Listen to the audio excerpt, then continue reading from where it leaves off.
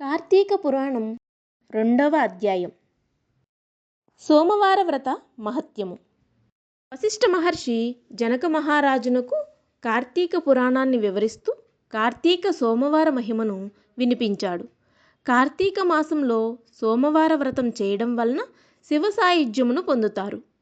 ఉపవసించవలసిన రోజులలో తనకు వీలైన చేయగలిగిన విధంగా రాత్రిపూట మాత్రమే భుజించడం, ఎవరిని ఏది అడగకుండా అయాచితంగా లభించిన దాన్ని మాత్రమే తినడం, దాన ధర్మాలు చేయడం అనే పనులు చేయాలి. ఒకానొకప్పుడు కాశీక్షేత్రంలో పరమ నిష్ఠాగరిష్ఠుడైన ఒక సద్బ్రాహ్మణుడు ఉండేవాడు. అతనికి అత్యంత సౌందర్యవంతురాలైన, దుర్గుణాలకు నిలయమైన, కులాచారములందు భక్తి లేని, స్త్రీకి ఉండవలసిన సిగ్గు ఎగ్గులు ఏమాత్రమూ లేని నిష్ఠూర అనే పేరుగల కుమార్తె ఉండేది. నిష్ఠురను మంచి దారిలో పెట్టాలని తండ్రి నయానా భయానా ఎన్నో విధాలుగా ప్రయత్నించి విఫలుడైనాడు. యౌవనవతి అయిన నిష్ఠురను సౌరాష్ట్ర దేశస్థుడైన మిత్రవర్మ అనే బ్రాహ్మణునకు ఇచ్చి వివాహం జరిపించాడు. మిత్రవర్మ భార్య సౌందర్యానికి దాసుడై మురిసిపోతూ ఆమె ఎంత నిర్లక్ష్యంగా చూసినప్పటికీ ఎంతో ప్రేమానురాగాలతో చూసుకుంటూ ఉండేవాడు. నిష్ఠుర భర్తకు చెప్పకుండా స్వేచ్ఛగా తిరుగుతూ ఉండేది. పరపురుషులతో సాంగత్యం పెట్టుకుని మితిమీరి ప్రవర్తించేది. అత్తమామలు కోడలి ప్రవర్తనను భరించలేక కుమారునికి భార్యపై గల వ్యామోహాన్ని ఆపలేకపోవడంతో వాళ్లే ఇల్లు వదిలిపెట్టి వెళ్ళిపోయారు.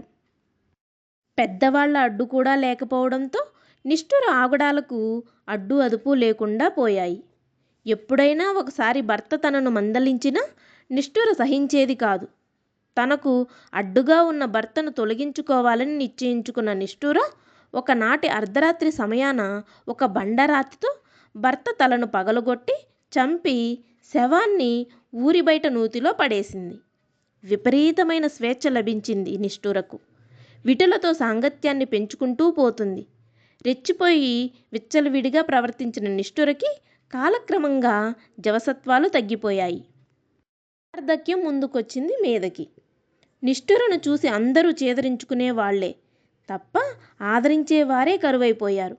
అన్నం నీరు కూడా లేకుండా పోయాయి. చివరికి దిక్కుమాలిన చావు చచ్చింది. ఆమెను తీసుకుపోవడానికి యమభటులు వచ్చారు.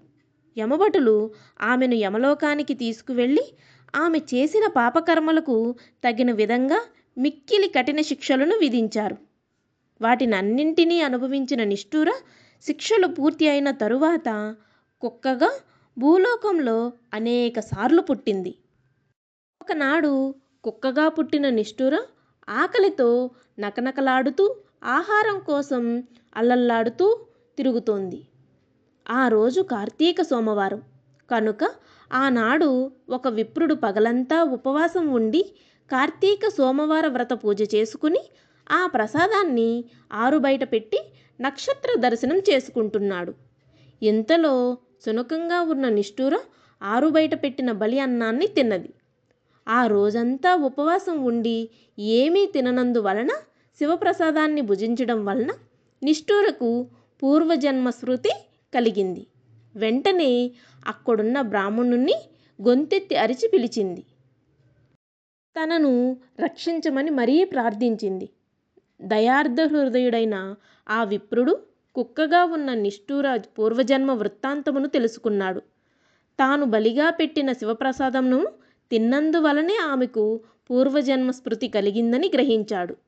అందువలన ఆ సోమవారం నాడు తాను చేసిన సోమవార వ్రత ఫలితమును నిష్ఠురకు దారపోశాడు.